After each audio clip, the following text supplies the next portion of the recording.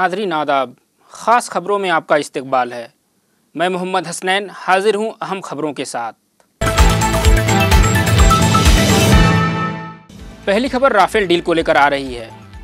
आज Rafale deal पर कांग्रेस सदर राहुल गांधी ने प्रेस कॉन्फ्रेंस मुनक़िद करके मरकज़ी हुकूमत पर संगीन इल्ज़ामात आयद किए हैं।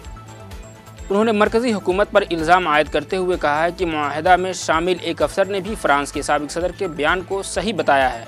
उन्होंने कहा कि राफेल मुआहदा बराह रास्त बदउनवानी का मामला है। कांग्रेस सदर राहुल गांधी ने कहा कि इस मामले पर वज़ीर आज़म मोदी खामोश हैं, वह सिर्फ अनिल अंबानी के चौकीदार हैं। यह पूरा का पूरा मामला करप्शन का है और पीएम मोदी करप्ट हैं, उन्हें इस्तीफ़ा दे देना चाहिए। राहुल गांधी ने वज़ीर दिफ़ा निर्मला सीतारमन के दौरा पर भी सवाल खड़ा किया।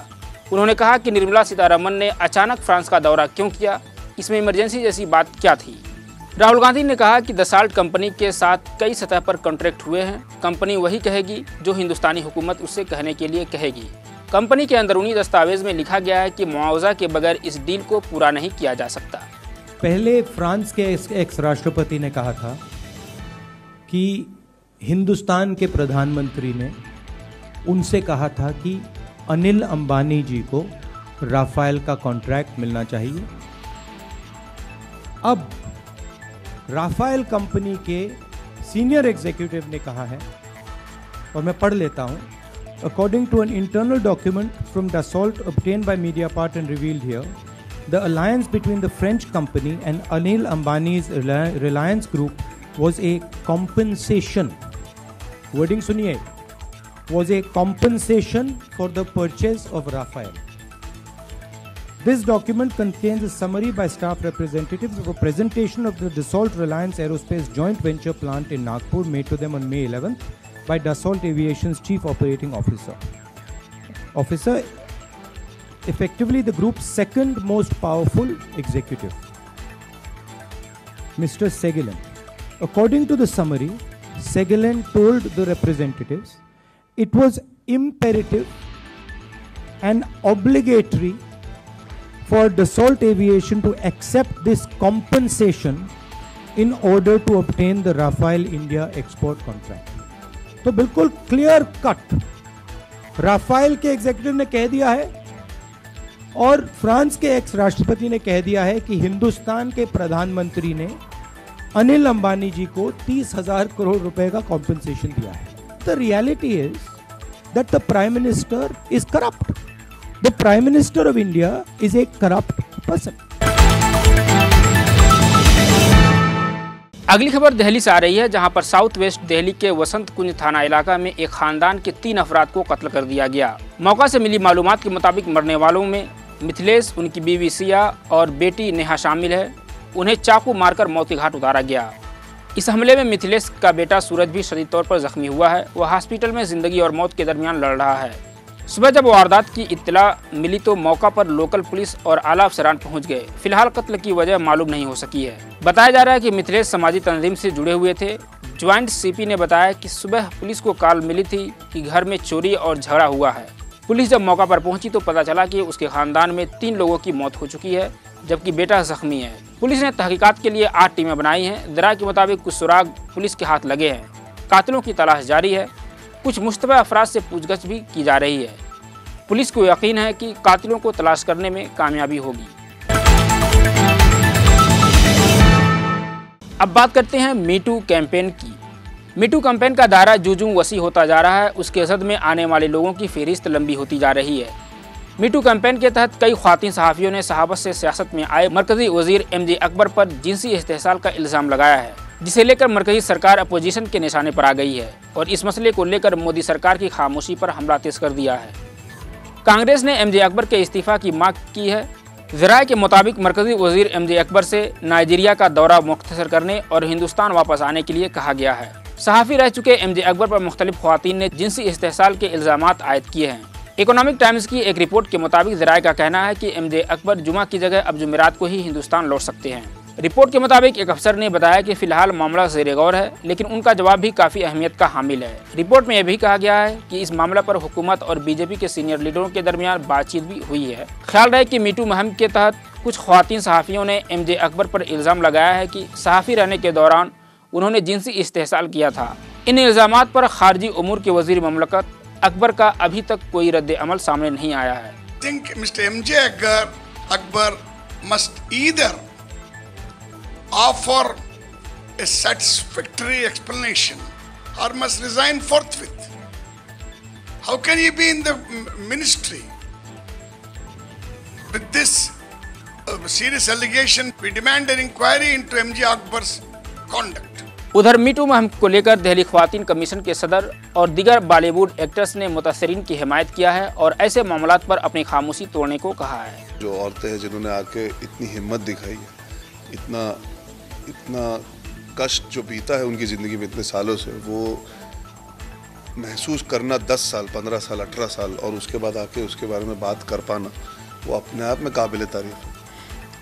We as men need to listen to that. We as human beings need to absorb. हमें समझना पड़ेगा, सुनना पड़ेगा, बहुत संभाल के इसे समझना ज़रूरी है। बिकॉज इससे क्या आपकी आगे की आने वाली कौम, आगे की आने की पूरी पीढ़ी अफेक्ट हो सकती है। And we have to be, हमने जो गलतियाँ कर दी उसे तो बदल नहीं सकते, लेकिन आने वाली पीढ़ी को तो समझाना ज़रूरी है। मैं सिर्फ ये कहूँगी कि अगर कभी भी कुछ कहने का टाइम है तो वो आज आ चुका है। और आज हमारे आसपास हमारे दोस्त हैं, हमारे हस्बैंड्स हैं, हमारे भाई हैं जो हमारे लिए खड़े रहेंगे और हमें सपोर्ट करेंगे, और लड़कियां भी उनका सपोर्ट करेंगी। तो मैं चाहती हूं कि वो बिल्कुल बेशक बाहर आकर बात करें, क्योंकि अगर वो आज बात नहीं करेंगे तो वो ज़िंदगी भर इसके साथ उनको जीना पड़ेगा। और उससे भी बुरी चीज़ ये है कि जिन आदमियों ने उनके साथ कुछ भी गलत किया है वो अपनी नॉर्मल ज़िंदगी जीते रहेंगे और उनको ऐसा लगेगा कि वो आगे भी किसी और के साथ ये कर सकते हैं। तो मैं चाहती हूँ कि इसको आज ही रोक लग जाए और वो लड़कियाँ जिनके साथ छोटी से छोटी चीज़ भी हुई है वो आकर बोले, क्योंकि हो सकता है उसकी वजह से कोई और लड़की जिसके साथ कुछ बड़ी चीज़ हो शायद उसको हिम्मत मिले। मैं पूरी तरीके से मी टू कैंपेन को सपोर्ट करती हूँ। हमारे देश में एक बहुत लंबे समय से महिलाओं को इस तरीके से प्रताड़ित किया जा रहा है, सेक्सुअल हैरेसमेंट होता है, यौन शोषण होता है, महिलाएं खुल के अपनी बात बोल नहीं पाती हैं, एक डर का माहौल क्रिएट किया जाता है, साथ ही उन्हें ये महसूस होता है कि अगर वो अपनी बात रखेंगी तो कहीं ना कहीं उन्हीं का विक्टिमाइजेशन होगा। तो मैं इसका स्वागत करती हूँ कि अब फाइनली खुल के सोशल मीडिया पे ही सही महिलाएं कम से कम अपनी आवाज़ उठा रही हैं, यौन शोषण के खिलाफ लड़ाई लड़ रही हैं। इसको मैं पूरी तरीके से सपोर्ट करती हूँ। मुझे लगता है कि साथ में सिर्फ कंप्लेंट करने की जगह, मुझे लगता है कि सिर्फ बोलने की जगह हमें कंप्लेंट भी करनी चाहिए। और इसके लिए मैं महिलाओं को जो यौन शोषण के खिलाफ आवाज़ उठा रही हैं उनको मैं ये ज़रूर कहना चाहूँगी कि आप अपनी बात रख रही हैं, बहुत अच्छी बात है। साथ ही कंप्लेंट भी कीजिए जिससे कि जिन लोगों ने गलत करा है उनको सज़ा हो सके। बीजेपी एमपी उदित राज को बहुत ज़्यादा शर्म आनी चाहिए। बहुत ही शर्मनाक उनका बयान है। वो ये कह रहे हैं कि जितनी महिलाएं आवाज़ उठा रही हैं क्या वो देवी हैं? हम कब कह रहे हैं कि हम देवी हैं? हम तो कहते ही नहीं हम देवी हैं, पर हम इंसान तो हैं। अगर हम अपनी आवाज़ उठाते हैं तो उन आवाज़ को सुनना भी पड़ेगा और हमें न्याय देना भी पड़ेगा। नज़र डालते हैं शेयर मार्केट पर। अमेरिकी बाजार में आई गिरावट की वजह से दुनिया भर के शेयर बाजार में गिरावट देखने को मिल रही है। हिंदुस्तानी शेयर बाजार पर भी इसका असर देखने को मिल रहा है। जुमेरात को शुरुआती कारोबार में सेंसेक्स 5 मिनट में ही 1000 पॉइंट से ज़्यादा टूट गया, जिसकी वजह से सरमायाकारों के 3 लाख करोड़ रुपए डूब गए। हालांकि एक्सपर्ट्स का कहना है कि सरमायाकारों को फिलहाल घबराना नहीं चाहिए। इस गिरावट में अच्छे और मजबूत फंडामेंटल वाली कंपनियों के शेयरों में सरमायाकारी करना फायदेमंद रहेगा। एप्पल प्रोडक्ट्स की डिमांड गिरने की खबरों के पेश नज़र अमेरिका में टेक्नोलॉजी शेयरों में ज़बरदस्त गिरावट देखने को मिली। साथ ही साथ बॉन्ड यील्ड में आई तेज़ी की वजह से सरमायाकारों ने अपना पैसा शेयर बाजार से निकालकर बॉन्ड मार्केट में लगाना शुरू कर दिया है। इन्हीं सब वजूहात की बिना पर अमेरिकी बाजार में बुध को गिरावट दर्ज की गई। जुमेरात की सुबह एशियाई बाजार पर भी इनका असर देखने को मिला। जापान, चीन और हिंदुस्तानी बाजारों में गिरावट दर्ज की गई। तितली तूफान। उड़ीसा में आए तूफान तितली ने इंतहाई खतरनाक शक्ल अख्तियार कर ली है। महकमे मौसमियात ने बताया कि इस साइक्लोन की वजह से 145 किलोमीटर फी घंटा रफ्तार की तेज़ हवाएं चल रही हैं। जुमेरात के रोज़ सुबह के वक्त तूफान उड़ीसा के साहिली इलाकों से टकराया। फिलहाल इन इलाकों में सख्त बारिश हो रही है। वाज़ेह हो कि तूफान उड़ीसा के साहिली इलाकों से जुमेरात सुबह 5:30 बजे टकराया। तो वहीं दूसरी जानिब इस तूफान के खतरा को देखते हुए तकरीबन 3 लाख लोगों को खतरा वाले इलाके से निकाला गया है। मरकज़ ने इसके मद्देनज़र हालात से निपटने के लिए बुध को उड़ीसा, आंध्र प्रदेश और मगरबी बंगाल के लिए NDRF की मुतअद्दिद टीमें तैनात की हैं। काबिल गौर रहे कि उड़ीसा के वज़ीर आला नवीन पटनायक ने बुध के रोज़ बताया था कि तूफान तितली के पहुंचने से कबल उड़ीसा में तकरीबन 3 लाख लोग महफूज जगहों पर पहुंचाए गए।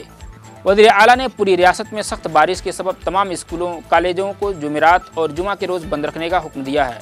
उधर खबर आ रही है कि आंध्र प्रदेश में इस तूफान से अब तक 8 लोगों की मौत हो चुकी है।